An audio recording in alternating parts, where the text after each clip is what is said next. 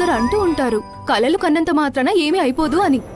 కానీ నేను నమ్మేదేంటంటే అసలు కలలు కంటేనే కదా వాటిని నెరవేర్చుకోగలం.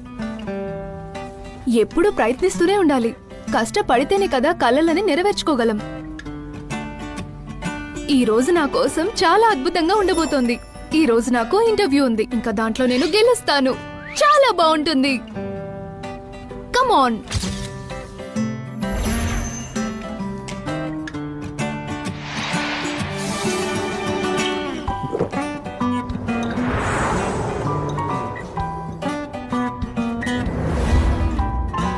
ఈ ప్రపంచంలో సమయం అసలు కనికరం లేనిది.